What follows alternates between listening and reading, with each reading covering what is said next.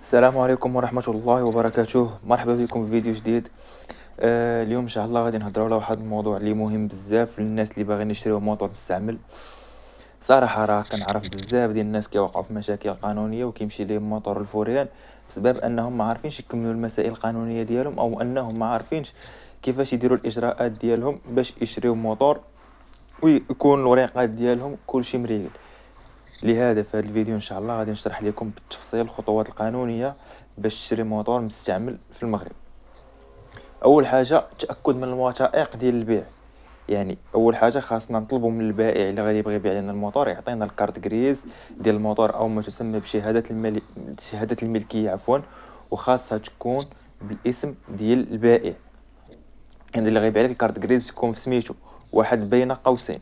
الى البائع لقيتي عنده ديك الشهاده المؤقته ديال 60 يوم، او لقيتي كارت غريز ماشي في سميتو شي واحد دير ليه وكاله، من الاحسن تفادى خويا داك الموضوع باش ما تطيحش في شي مشاكل اللي عنكشوك من هنا لقدام.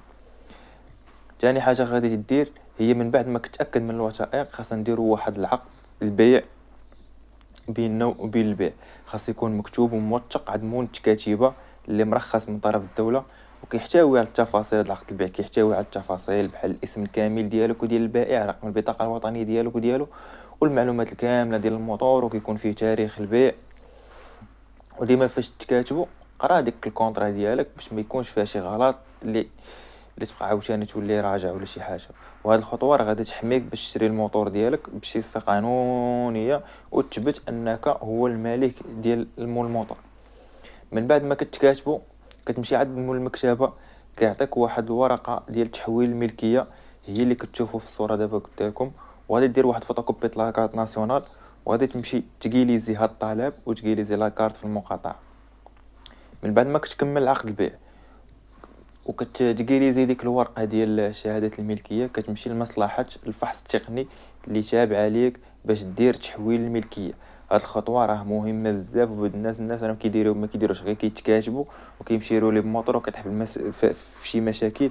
يعني ضروري ان الموطور ديالك ديه لا فيزيت تكنيك باش دير طلب ديال تحويل الملكيه. كتمشي عندهم كتخلص واحد 100 درهم، وهاد المصلحه راه كيطلبوا لك الوثائق اللي دوينا عليهم قبيله بحال عقد البيع، كارت غريز الاصليه، والطلب اللي كيليزيتيه في المقاطعه. من بعد ما كيعطيوك الروسي ديالك ديال 60 يوم، ديك الساعه كتمشي لاسيرونس ديالك. وهاد الحاجه اللي مهمه بزاف انك اخويا ان فوا تخرج الكارت غريز ديالك سير اخويا لاسيرونس باش تقدر تستعمل الموتور ديالك بشكل قانوني.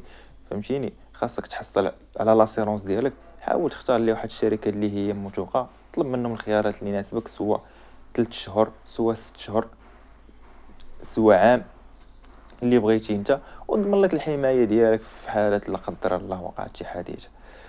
اذا هادشي كلشي اللي كاين على الاجراءات القانونيه باش تشري موتور مستعمل بطريقه امنه وقانونيه. نتمنى المعلومات تكون واضحه ومفيده لكم. ما تنساوش ديروا لايك للفيديو وتشاركوا مع اصحابكم اللي مهتمين، وتخلوا لنا تعليقاتكم واسئلتكم. شكرا بزاف على المتابعه، ونشوفكم في الفيديو الجاي ان شاء الله.